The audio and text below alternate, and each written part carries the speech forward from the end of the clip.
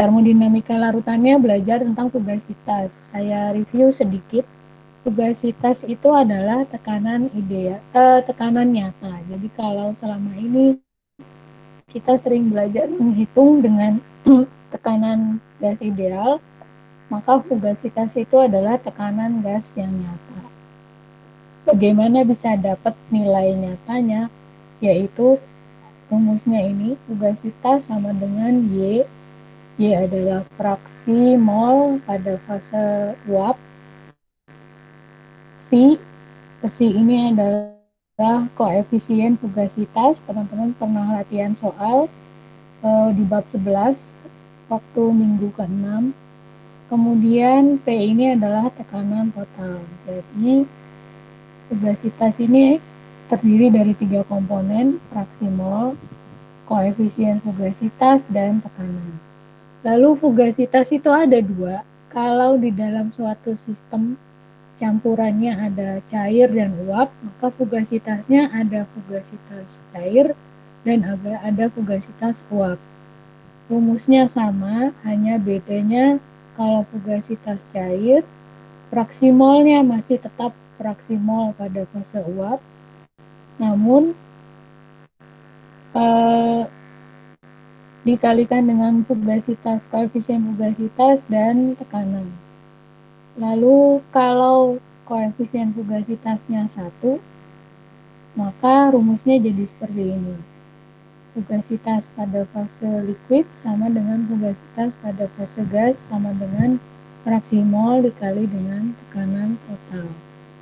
Nah, contoh dalam kehidupan sehari-hari, sistem dengan 2 hal, cair dan liquid, itu LPG.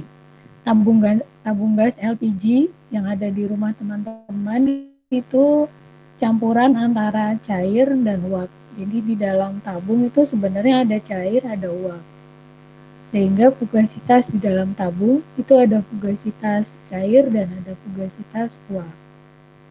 Nah, tekanannya kalau teman-teman di rumah, teman-teman menggunakan regulator yang ada indikator tekanannya, sebenarnya itu adalah tekanan total. Jadi tekanan keseluruhan, bukan tekanan fase gas atau fase liquid. Kemudian saya lanjut ke contoh soal supaya lebih mudah. Jadi untuk bab ini itu kebanyakan konsep. Nah, konsepnya akan lebih mudah dipahami sambil kita mengerjakan soal. Kita bahas sistem yang pertama. Sistem yang pertama itu ada di tabel 12.1. PLE itu vapor liquid equilibrium, kesetimbangan uap cair, metil etilton dan toluen pada suhu sekian. Ini dari Pascal dari 12 hingga 36. Kemudian X1 adalah fraksi mol senyawa yang pertama. Fraksi mol pada fase cair untuk senyawa yang pertama. Sehingga Y1 adalah fraksi mol senyawa 1 pada fase uap. Ini diketahui di soal. Biasanya kalau di soal nanti yang diketahui hanya 3 kolom ini saja. P, X1, dan Y1. Ke kanan nanti teman-teman hitung sendiri. Oke, ini P-nya diketahui, X1 dari mulai 0 sampai dengan 1. Nah, pada saat X1 sama dengan 0, itu artinya sistemnya, saya beri gambar.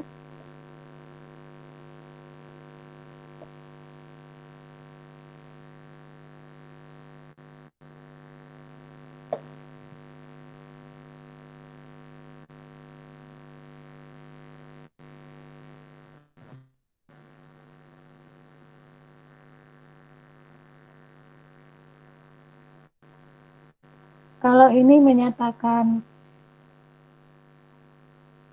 yang merah menyatakan uap, yang menyatakan cair.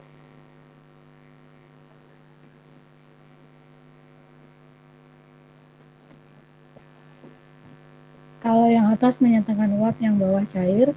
Saat X1 sama dengan 0, itu artinya pada fase cair, senyawa yang ke-1 itu tidak ada.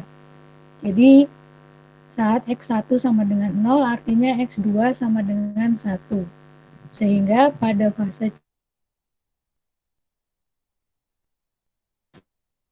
cair, senyawa satunya nilainya 0, senyawa 1. Sehingga pada fase cair, isinya adalah senyawa 2 semuanya. Tidak ada senyawa 1. Oleh karena itu, tekanan yang ada di sini adalah tekanan P21. Karena pada kondisi ini, yang berada di fase cair adalah senyawa yang kedua. Begitupun Y1. Saat Y1-nya 0, maka pada fase uap tidak ada senyawa 1 karena Y1-nya nilainya 0. Sebaliknya, Y2-nya nilainya sama dengan 1. Sehingga pada fase uap ini, senyawa yang kedua, seluruhnya adalah senyawa yang kedua. Sehingga tekanan yang ada di baris pertama ini adalah P21. Kemudian X1 akan bertambah hingga nilainya 1. Nah, saat X1 sama dengan 1, artinya pada fase liquid isinya hanya senyawa yang pertama. Y1, saat Y1 sama dengan 1, pada fase isinya hanya senyawa yang pertama. Sehingga tekanan yang berada di kiri ini adalah tekanannya milik P1 sat. Seperti itu. Sampai di sini ada pertanyaan? Sampai menentukan P1 dan P2 sat?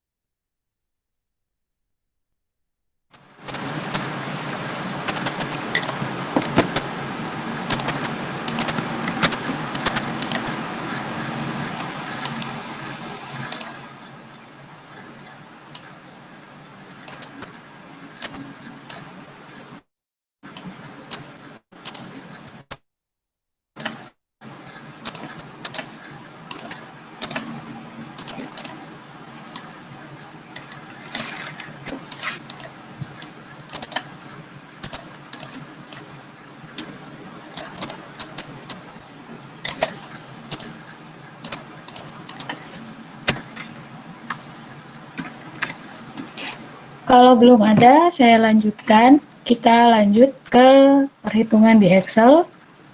Ini biasanya saat mengerjakan soal, nanti teman-teman hanya akan menerima 3 kolom ini.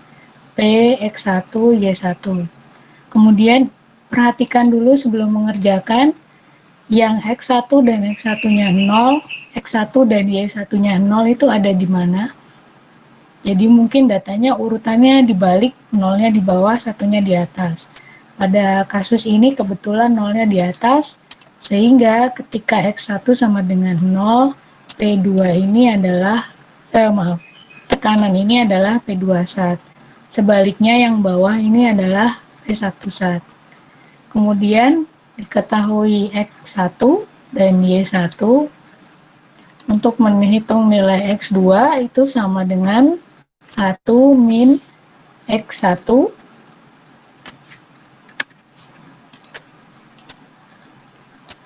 teman-teman tinggal drag ke bawah, kemudian Y2 1 min Y1,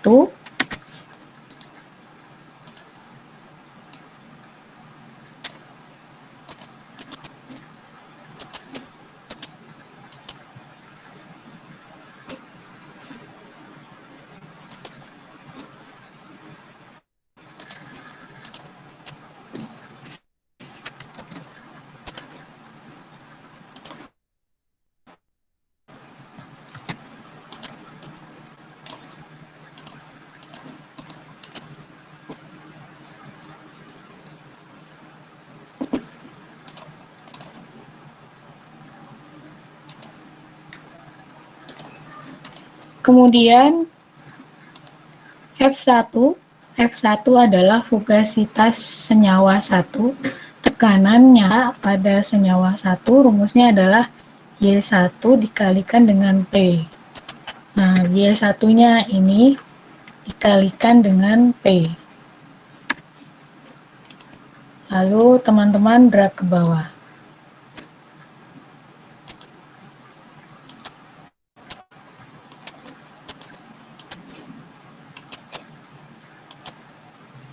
Kemudian fugasitas yang kedua, fugasitas senyawa kedua rumusnya Y2 dikalikan dengan P sama dengan Y2 dikalikan dengan P.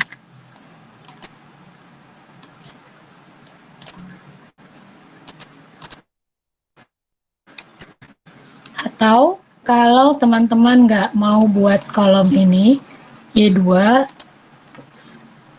fugasitas kedua bisa dihitung langsung. Y2 itu kan 1 min Y1 ya. 1 min Y1 dikali dengan P. Nanti hasilnya sama aja. Jadi kalau di contoh yang saya berikan, saya nggak ngitung dulu Y2, maka rumus F2-nya ini. 1 dikurangi Y1 dikali dengan P. Sampai di sini ada pertanyaan?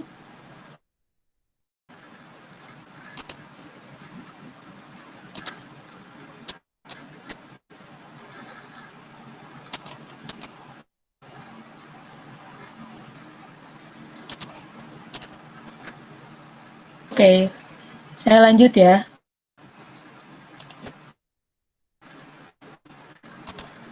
Yang ini saya hapus dulu. Kemudian berikutnya kita menghitung X2 dan Y2 sudah.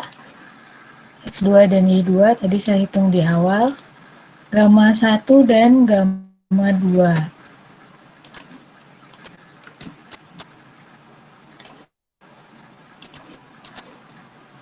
Menurut di buku, gamma ini rumusnya adalah ini. Gamma adalah Y dikali dengan P dibagi dengan X dikali dengan fugasitas, atau Y dikali dengan P dibagi dengan X kali P1.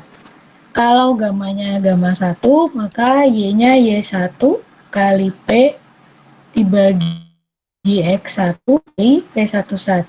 Sekarang kita hitung yang gamma 1 sama dengan Y1, Y1-nya ini dikali dengan P, P-nya ini kurung dibagi X1, X1-nya ini dikali P1 sat. Nah, P1 satnya adalah yang di atas P2 sat, P1 satnya yang di bawah. Ini.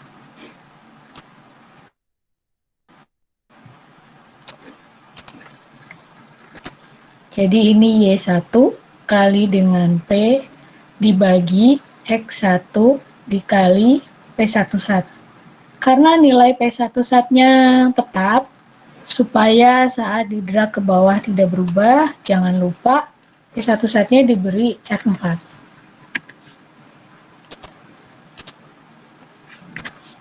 Nanti munculnya div, nggak apa-apa. Teman-teman drag ke bawah. Nah, ini.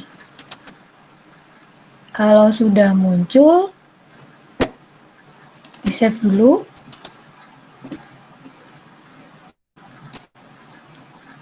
Kemudian lakukan hal yang sama untuk gamma 2. Gamma 2 sama dengan Y2 dikali P kurung tutup dibagi X2 dikali P2 sat. P2 satnya adalah yang di atas. Yang ini. Karena P2 satnya tidak berubah, kita kunci dengan F4.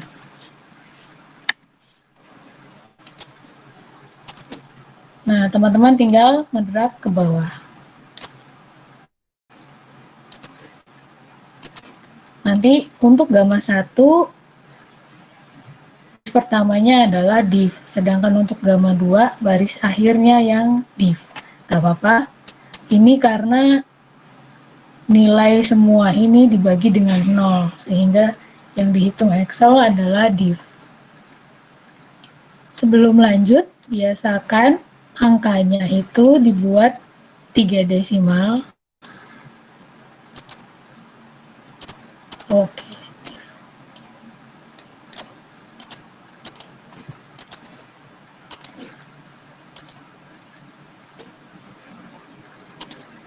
Lalu kalau sudah div-nya dihapus, div-nya dihapus.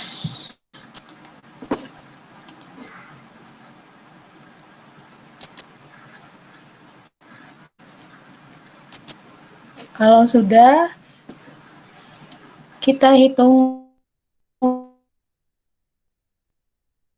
lon gamma 1 dan lon gamma 2.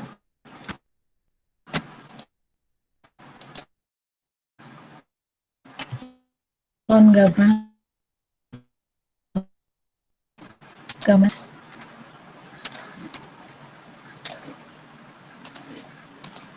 sama untuk lon gamma 2 sama dengan lon dalam kurung gamma 2.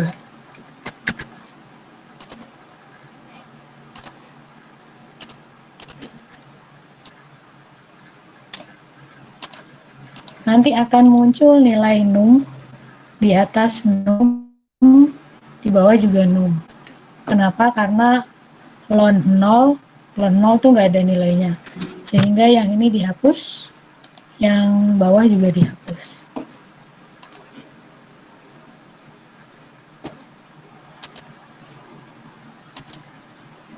Sampai sini ada pertanyaan atau terlalu cepat?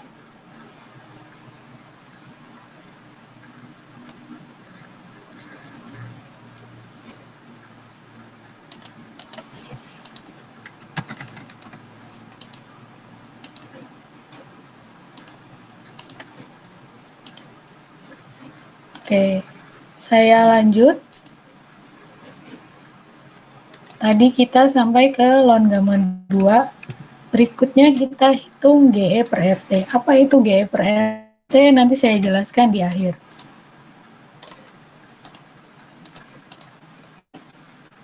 GE per RT, rumusnya ini.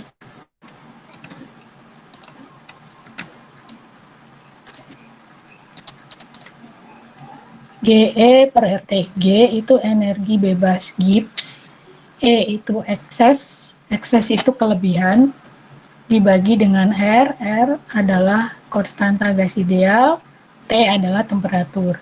Rumusnya X1 dikali ln gamma 1 ditambah X2 dikali ln gamma 2. Kita hitung dulu aja, nanti besaran ini itu untuk apa, saya jelaskan di akhir setelah jadi kurva ya. Malah mohon maaf. Iya. Ini tulisannya nggak muncul kayaknya, Bu.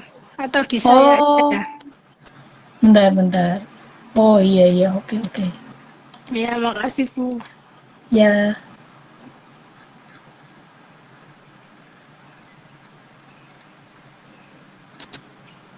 Sekarang sudah muncul? Sudah, Bu. Oke.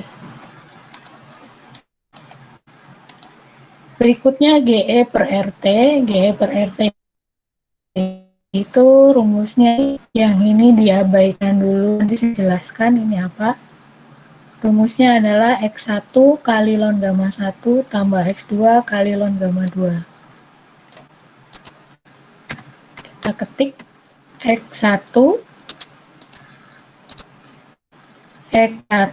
dikali ln gamma 1 kurung tutup ditambah X2 dikali lon gamma 2.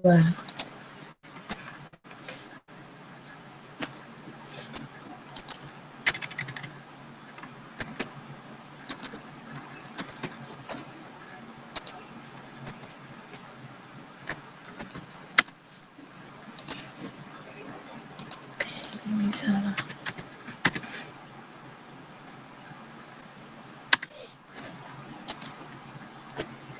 Kalau sudah, tinggal drag ke bawah.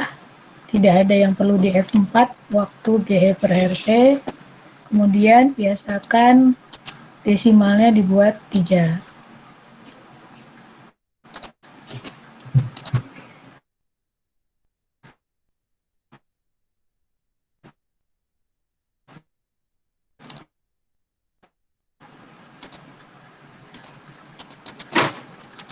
Ini adalah GE per RT. Kalau sudah, kita lanjut GE per X1, X2, RT.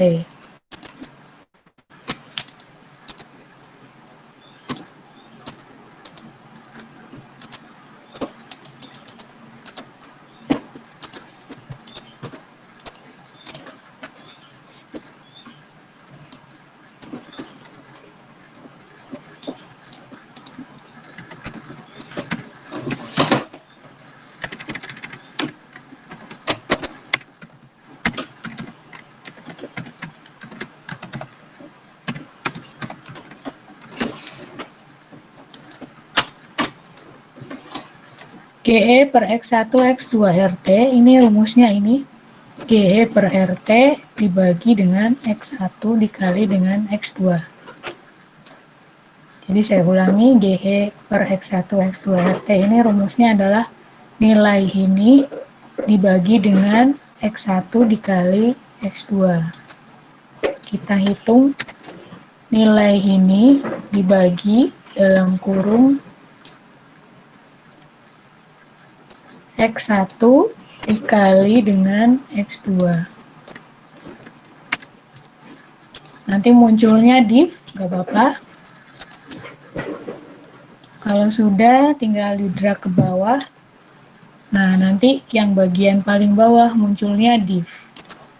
Nilai yang div ini artinya adalah nilai GE per RT-nya 0, kemudian dibagi dengan nilai 0, sehingga yang dihitung di Excel div munculnya, tidak terdefinisi. Untuk nilai yang div kita hapus.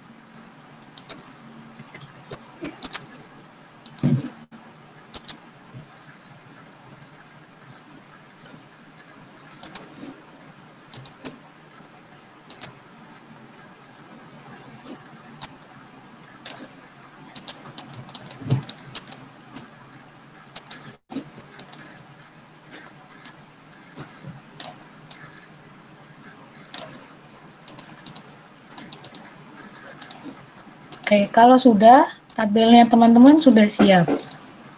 Jadi ini adalah tabel untuk analisanya, sudah siap dari P sampai GE per X1, X2, RT.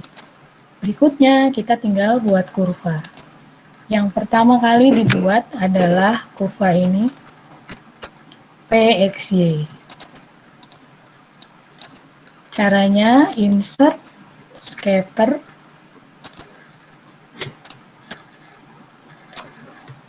lalu select data, pilih add,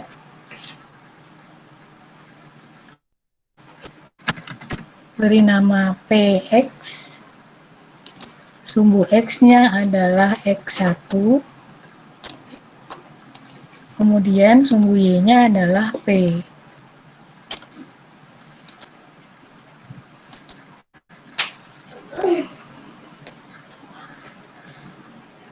Kemudian di-add lagi, beri nama P strip Y, sumbu X-nya adalah Y1,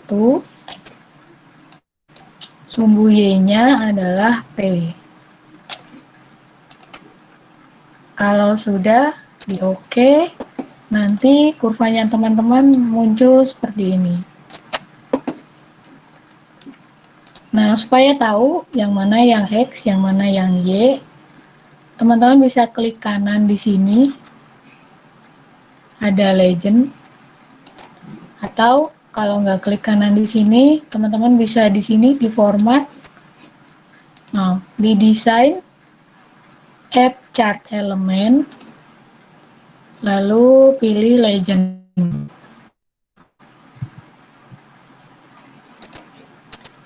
Nah, dari sini kita bisa lihat yang biru adalah PX, sedangkan yang orange adalah PY. Ini adalah kurva PXY. Kalau mau teman-teman beli judul juga bisa.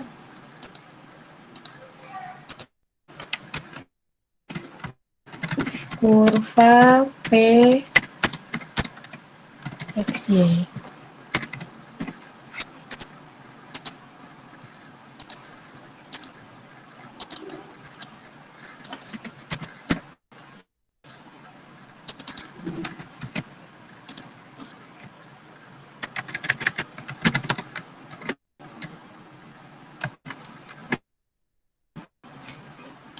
Karena teman-teman besok akan lab OTK ya, semester depan. Nah, biasakan saat membuat kurva itu formatnya seperti ini.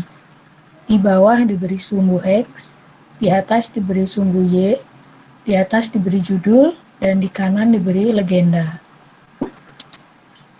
Kalau teman-teman terbiasa seperti ini akan membantu ke depan selain lab OTK saat teman-teman penelitian atau skripsi.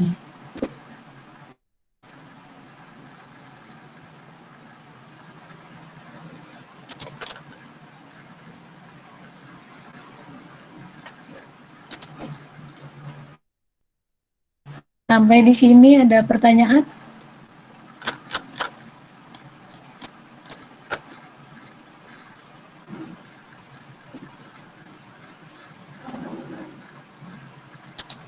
Iya Bu, saya mau tanya. Iya. Itu sudah saya ketik. Oh, longgama yang dihapus itu.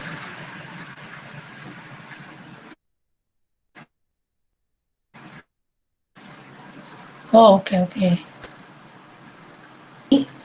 Saat Mbak ngitung, saya mulai pertama kali menghitung gamma 1, nanti nilainya div. Kalau div, kalau munculnya div nggak apa-apa, tetap di drag ke bawah, nanti yang bawah tetap ada nilainya. Yang di kanan teman-teman hapus, yang ada divnya dihapus. Begitupun dengan gamma 2, nanti saat mendrag ke bawah, divnya itu muncul di paling bawah. Yang divnya teman-teman hapus.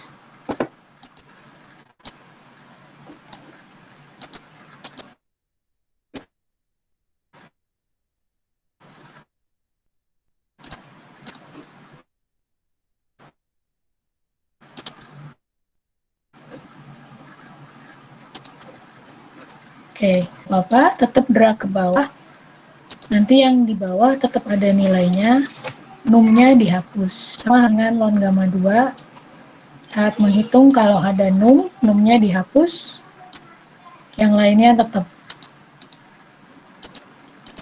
Begitupun dengan ini, GE per X1, X2, RT. Nanti kalau teman-teman hitung, di atas ini nilainya div, dan di paling bawah nilainya div. Divnya teman-teman hapus.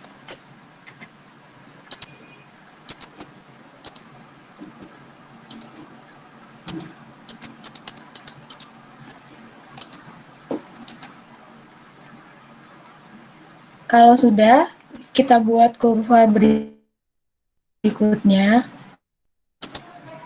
Ke insert, scatter, selalu gunakan scatter. Klik kanan, select data, lalu klik add.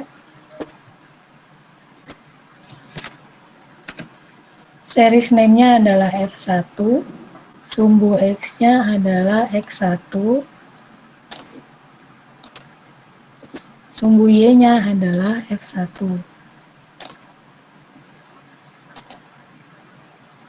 Saya ulang, sumbu X-nya adalah X1, sumbu Y-nya adalah F1. Kemudian di-add lagi, series name-nya adalah F2, sumbu X-nya adalah F2, kita ulang, F2, sumbu X-nya adalah X1, maaf, harusnya X1 bukan X2, sumbu Y-nya adalah F2.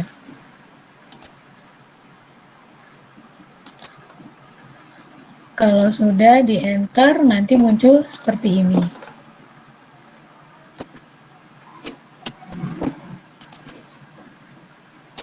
Sama dengan yang tadi, teman-teman beri legend, kemudian beri judul, kurva F terhadap X.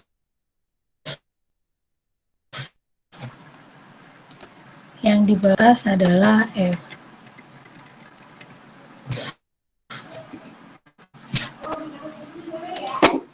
Sekarang kita analisa kurvanya.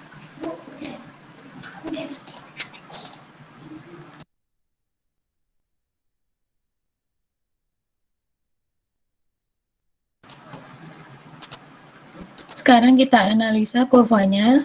Yang di bawah ini sumbu X1, yang di atas ini fugasitas atau tekanan nyata.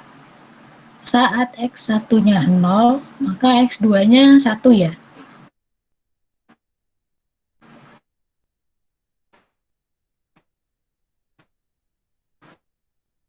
Kalau X1-nya 0, fugasitas senyawa 1, yang biru, garis biru adalah fugasitas senyawa 1, garis orange adalah fugasitas senyawa 2.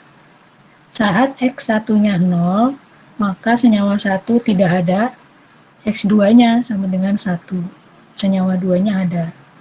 Maka pada kondisi ini, fugasitas 1-nya 0, fugasitas 2-nya ada nilainya.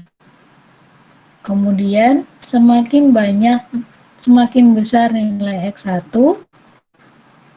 maka fugasitasnya semakin naik. Kenapa? Karena nilai komponen senyawa satunya semakin banyak. Sebaliknya, semakin besar nilai X1, maka nilai X2-nya akan makin kecil. Karena semakin banyak senyawa 1, senyawa 2-nya semakin sedikit. Akan semakin menurun.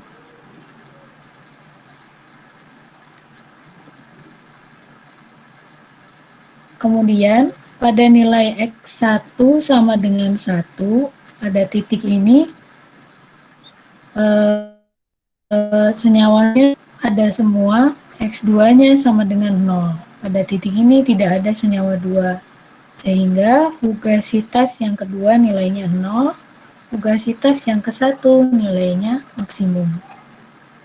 Jadi maksud penjelasan kurva ini adalah itu. Sampai di sini mungkin ada pertanyaan atau ada yang kurang jelas?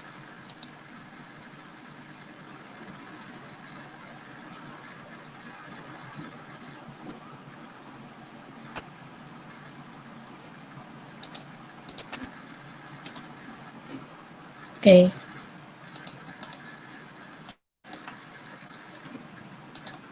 Berikutnya kita buat yang paling sulit. Kita mau buat kurva ini. Kurva ini sering disebut kurva kupu-kupu, butterfly curve. Bentuknya nggak mirip kupu-kupu sih, cuma disebut kurva kupu-kupu. Kita mulai satu-satu karena kurvanya banyak. Seperti biasa, teman-teman insert, pilih chart, pilih yang scatter.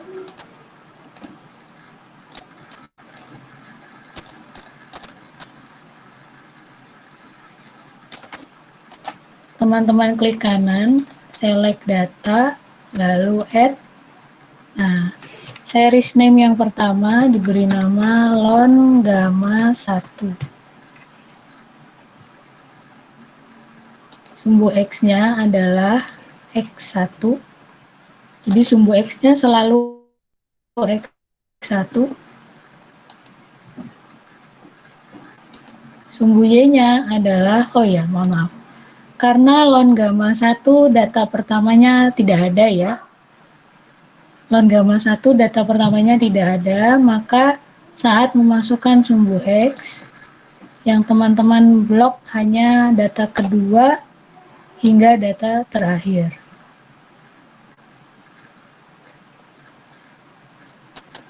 Begitupun yang lon gamma 1, karena data pertamanya kosong, yang diblok hanya data kedua hingga data terakhir. Jadi saya ulang, saat memplot lon gamma 1, X1-nya yang dimasukkan hanya data hingga data terakhir. Kemudian lon gamma 1 yang dimasukkan data kedua hingga data terakhir.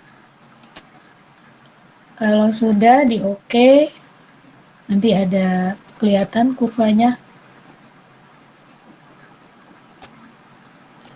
Kurva lon gamma 1 sudah muncul. Lalu berikutnya kita add. Series name-nya adalah lon gamma 2. Nah, hati-hati, lon gamma 2 yang kosong adalah data terakhir, sehingga sumbu X-nya adalah X1 dari data pertama sampai data yang ini.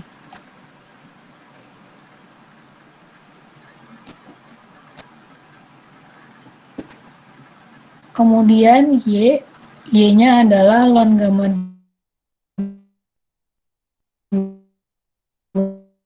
2.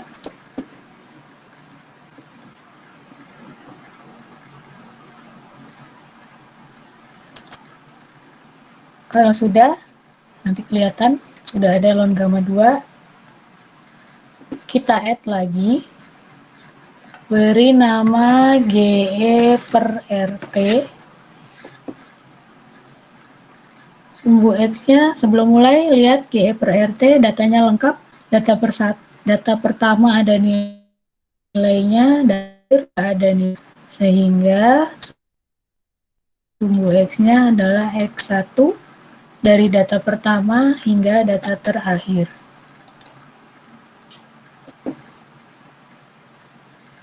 Kemudian sumbu Y-nya adalah GE per RT dari data pertama hingga data terakhir.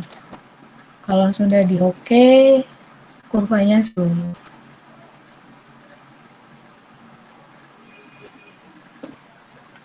Terakhir, di add lagi, namanya GE per X1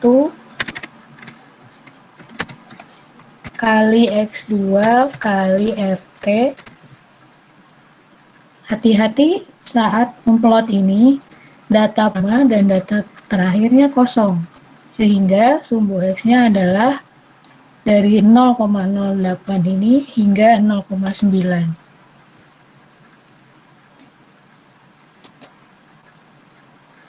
Kemudian sumbu Y-nya adalah dari 0,3 hingga 0,2. Kalau sudah di OK, nanti muncul kurva kupu-kupu seperti ini.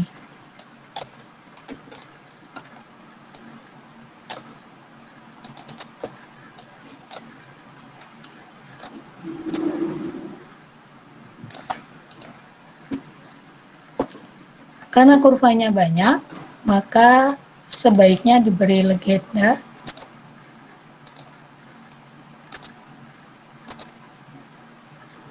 Kemudian biasanya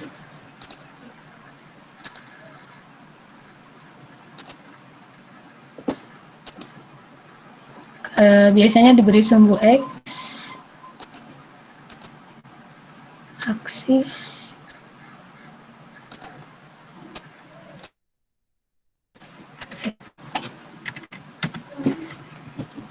Nah, kita lihat kurvanya.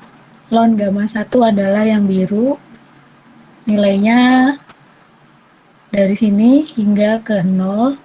Ln gamma 2 adalah ini yang orange.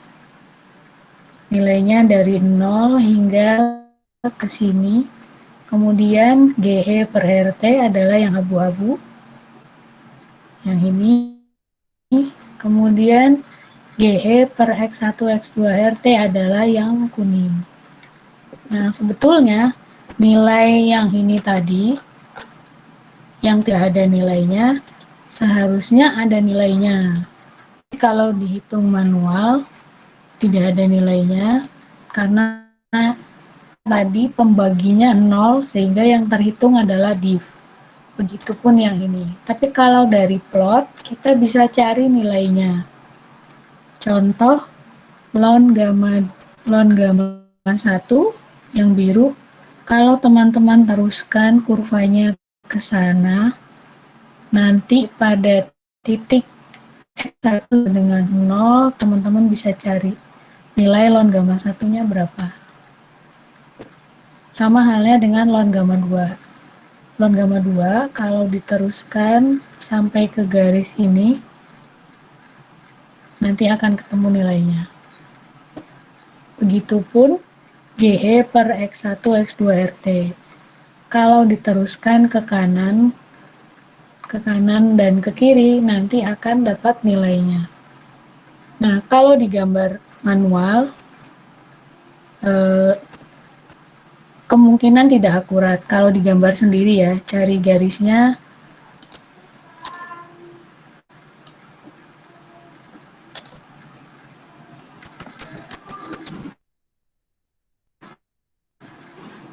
Ini batasnya, ini 0, 1.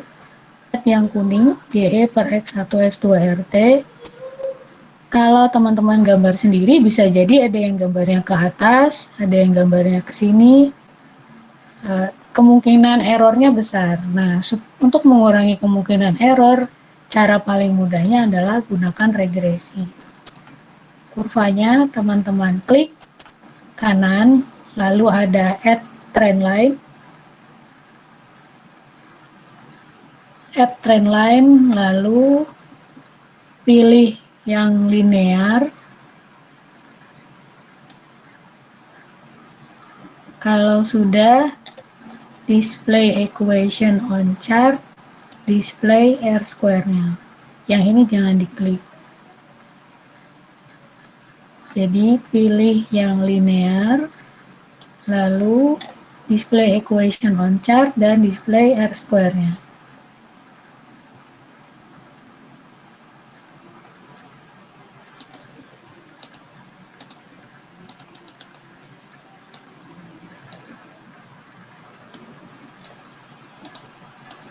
Kalau sudah, nanti akan muncul persamaan Y sama dengan titik-titik X ditambah sekian. Ini adalah persamaan garis yang kuning. Nah, sehingga pada saat 0, kita bisa tahu nilainya. Saat X1 sama dengan 0,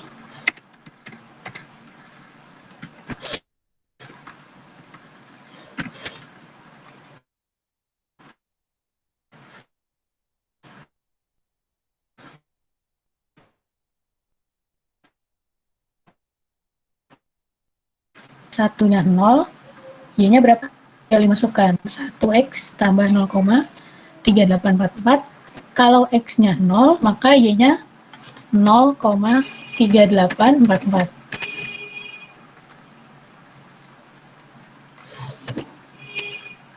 Sebaliknya, saat X1-nya sama dengan 1,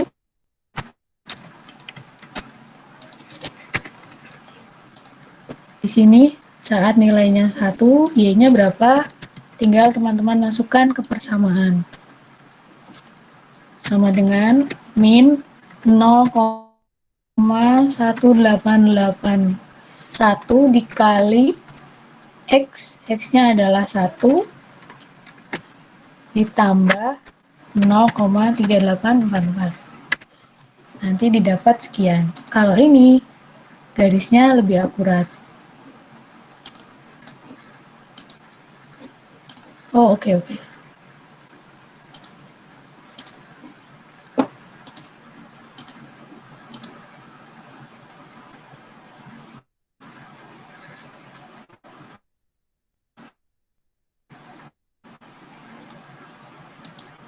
Oke, saya ya.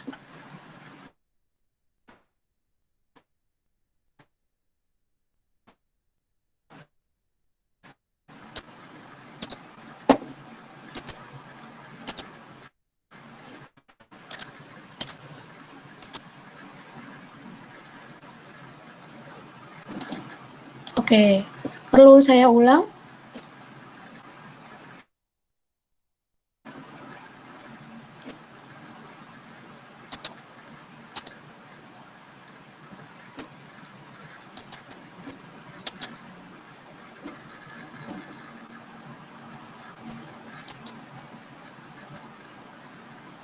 Membuat regresinya apakah perlu saya ulang?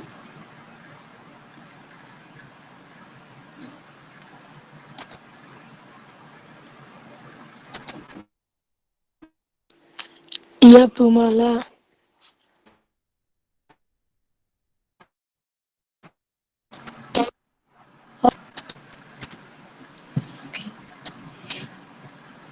Kalau sudah teman-teman plot, nanti didapat kurva seperti ini.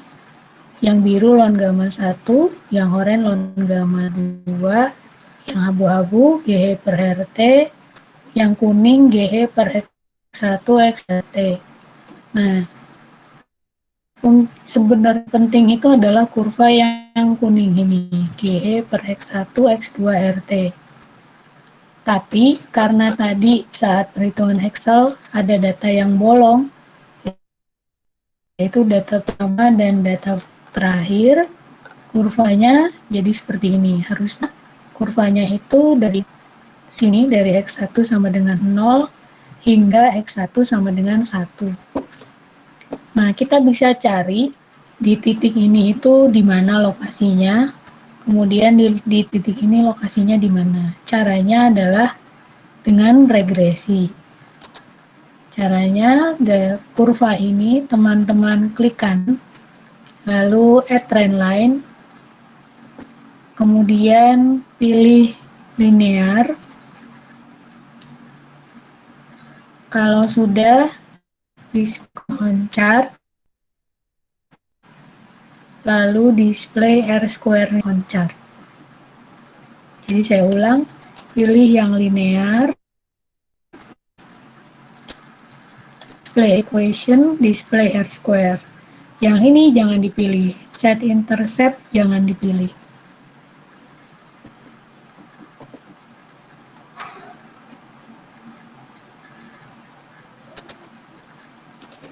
Kalau sudah, teman-teman akan dapat persamaan seperti ini. Nah, persamaan ini sangat membantu untuk mencari titik saat X-nya sama dengan 0. Saat X-nya sama dengan 0, di sini kita masukkan nilainya ke persamaan sama dengan min 0,1881 kali 0 ditambah ini 0,3844. Hasilnya 0,3844.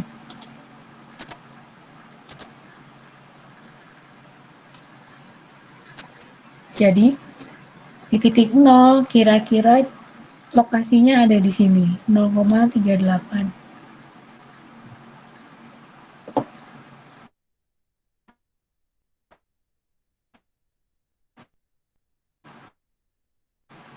Saat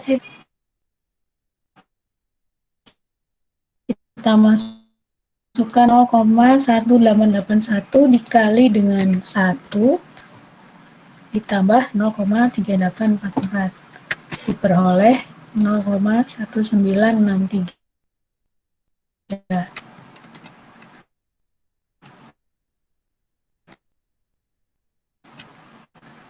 titik 63 kurang lebih di sini. Jadi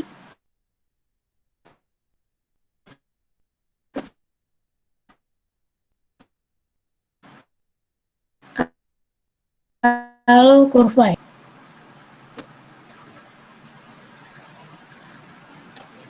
seperti ini.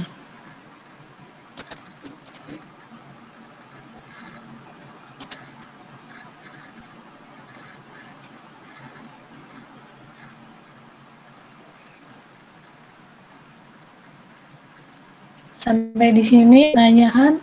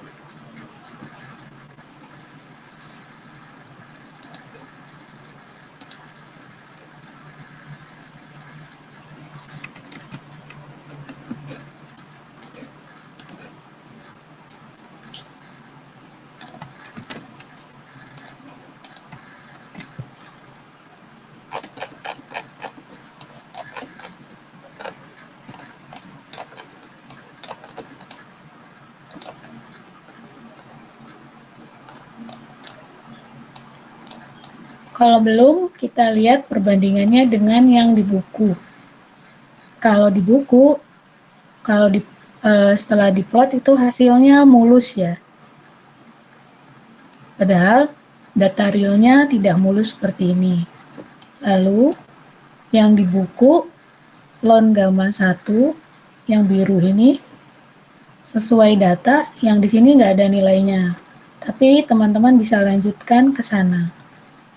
Sama dengan ln gamma 2, ln gamma 2 itu yang orange, karena nggak ada nilainya ke kanan, maka bisa dilanjutkan ke titik yang ini. Seperti di buku. Malah, Iya. mohon maaf.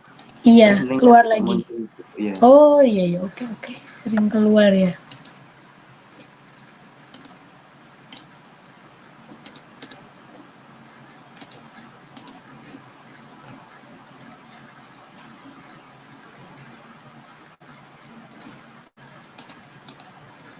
Oke, kita bandingkan dengan yang di buku.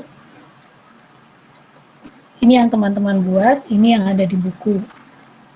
Sama, di buku pun melakukan regresi. Yang abu-abu adalah GE per RT, sedangkan yang biru adalah ln gamma 1. Kalau dari data yang diperoleh, datanya hanya sampai titik ini. Kalau diregresi, nanti bisa dilanjutkan ke kanan, ke sini, ke kiri.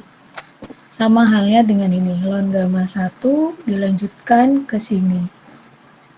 Begitupun ln gamma 2. Ln gamma 2 adalah garis yang orange. Datanya hanya sampai sini. Kalau diregresi, nanti dilanjut. Jadi nanti data ini itu terbuang.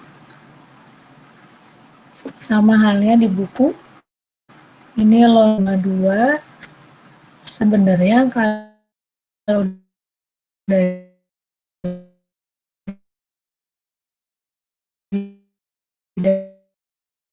data kurva yang ini. Kemudian GE per X1 X2. Kalau diplot jadinya lurus, ini jadinya garis lurus.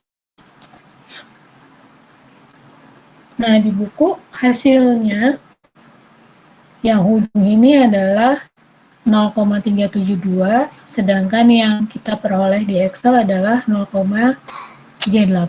Nggak masalah, hanya selisih sedikit. Begitupun yang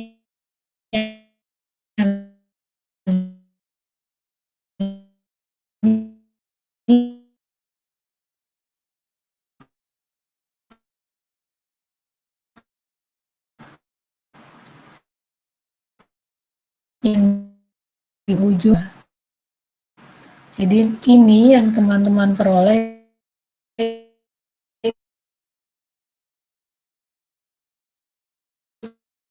itu adalah A12. Sedangkan titik yang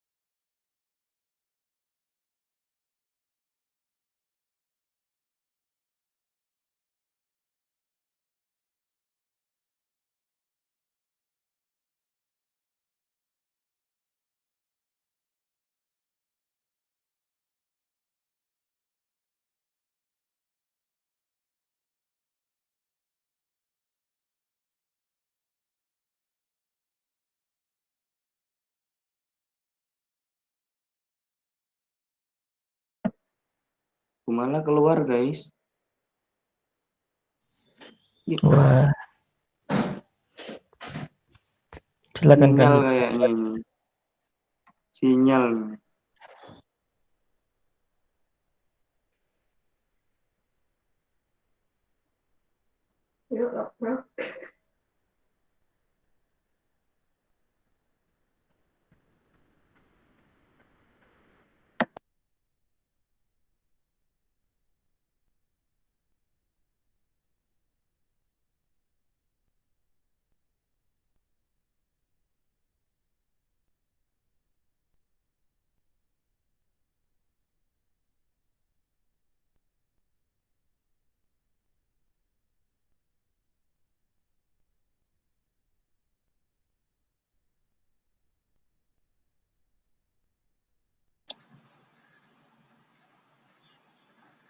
Oke, maaf ya teman-teman barusan hilang. Tadi sampai di mana ya?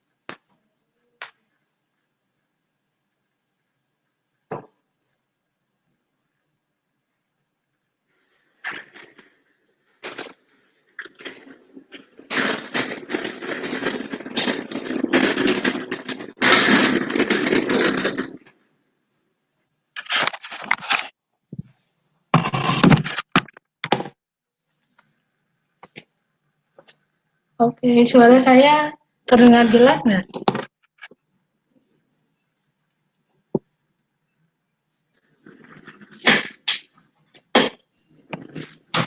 Dengar Bu. Oke.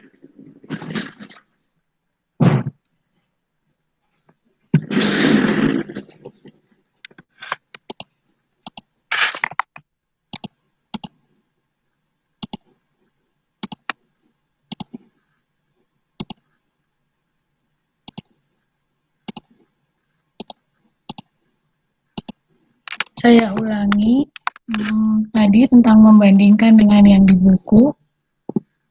Dari mulai loan gamma 1, garis yang biru, ini adalah loan gamma 1. Karena tadi datanya ada yang tidak ada, maka kurvanya terputus. Tapi garis ini bisa dilanjutkan sampai ke titik ini. Begitupun dengan yang ini, yang di buku, loan gamma 1-nya dilanjutkan hingga titik yang ini. Kemudian untuk loan gamma 2, garis yang orange, garisnya menyimpang ke atas. Karena sudah dapat titik yang ini, maka garisnya disambung ke titik yang biru ini. Sama halnya di buku, ini loan gamma 2 disambung ke titik yang ujung. Nah, yang menyimpang ini akhirnya datanya dibuang. Jadi data ini nanti akhirnya dibuang. Seperti itu. Kemudian untuk GE per X1, X2, RT, sebetulnya dari data percobaan garisnya nggak mulus. Nanti dilakukan regresi jadi garis lurus. Sehingga didapat kurva seperti ini. Jadi besok kalau teman-teman praktikum, ada kalanya data yang diambil itu tidak mulus seperti garis ini. Secara teori harusnya garisnya lurus, namun saat percobaan bisa saja garisnya tidak mulus karena kondisi di lapangan itu tidak seideal yang ada di teori. Contoh yang paling ekstrim ini, loan gamma 2, datanya menyimpang ke atas. Kemudian, tadi dari hasil plot kita, titik yang ujung ini nilainya 0,38. Sedangkan yang di buku 0,372. Selisihnya hanya sedikit, tidak ada masalah. Kemudian titik yang ini, yang kita peroleh 0,196. Sedangkan yang di buku 0,198. Selisihnya juga tidak banyak, jadi tidak masalah. Nah, nilai A12 titik ujung ini adalah nilai A12 dan A21. Jadi titik yang di kedua titik di ujung ini adalah besaran yang cukup penting. Nilai A12 dan A21. Pentingnya kenapa? Jadi, dari data percobaan ini, kelak kalau teman-teman mau melakukan simulasi dengan senyawa ini, metil etil keton dan toluen, teman-teman bisa menggunakan parameter A12 dan A21. Mungkin ada yang pernah tahu HISIS? Iya, Ya, jadi HISIS itu isinya adalah ribuan perhitungan seperti ini. Mungkin jutaan ya, bukan ribuan lagi. Ini baru metil etil keton dan toluen. Jadi metil etil keton dan toluen itu kurva pHG-nya seperti ini. Ini baru pada suhu ini 323 Kelvin atau 50 derajat. Gimana kalau suhunya 60, 70, 80 dan seterusnya. Jadi isinya HISIS itu adalah jutaan, mungkin lebih dari jutaan perhitungan seperti ini. Karena di dalamnya senyawanya nggak cuma 2 di dalam HISIS. Hampir sebagian besar senyawa hidrokarbon dan organik ada di dalam HISIS. Dan perhitungannya tidak hanya ngitung PSAT, ngitung loan gamma dan GE. Perhitungannya jauh lebih banyak. Jadi yang teman-teman pelajari di Termo 2 ini adalah sebenarnya basic perhitungan di HISIS. Jadi kenapa sih perlu ada termo? Tujuannya supaya saat teman-teman mensimulasikan proses besok, misalnya saat PDP atau besok sudah kerja, waktu mensimulasikan di HISIS, teman-teman itu paham maksud fugasitas itu apa, gamma ini apa sih, ln gamma ini apa, GH ini apa. Kemudian nanti ada besaran A12 dan H21 ini maksudnya apa. Kurang lebih itu. Nah, untuk minggu ini cukup sampai hitung A12 dan H21. Model kurva kupu-kupu ini adalah namanya model perhitungan Margules. Nah, Margules ini untuk di HISIS adalah model yang paling sederhana. Jadi sering karena paling sederhana, sebenarnya banyak penyimpangannya. Masih ada lagi model-model yang jauh lebih ideal. Nah, model-model yang ideal akan kita pelajari sampai nanti menjelang UAS. Jadi ini kita mulai dulu dari yang paling basic, yaitu model Margules. Ini namanya kesamaan Margules. Kemudian untuk minggu depan kemarin saya sudah bagikan tugas. Saya revisi sedikit ya. Yang dapat tugas 1 kerjakan sistem 3 ya. Yang dapat sistem 2 tetap sistem 2. Karena sistem 1 sudah saya ajarkan, maka yang dapat sistem 1 kerjakan sistem 3. Nah, di PPT saya sudah ada contohnya. Kalau nanti membuat sistem 2, nanti lakukan hal yang sama seperti yang saya lakukan. Nanti nilai akhirnya itu kebanyakan negatif. Nanti didapat kurvanya seperti ini. Ini adalah deviasi negatif. Jadi kalau idealnya harusnya di garis yang hitam ini, tapi untuk sistem kloroform dan dioksan, kurvanya ada di bawah garis yang hitam. Sehingga kedua senyawa ini mengalami deviasi negatif dari kondisi ideal. Ini untuk sistem yang kedua.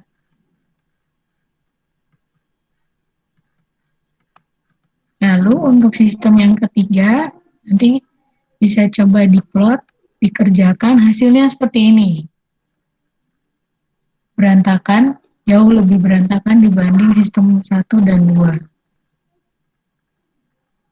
Nah, kalau seperti ini, sistem ketiga ini, pada saat yang biru deviasinya positif, saat Y yang orange mula-mula deviasinya positif, lalu lama-lama negatif. Sehingga akibatnya karena campuran ada negatif dan positif, kurva kupu-kupunya bentuknya seperti ini. Berantakan ya.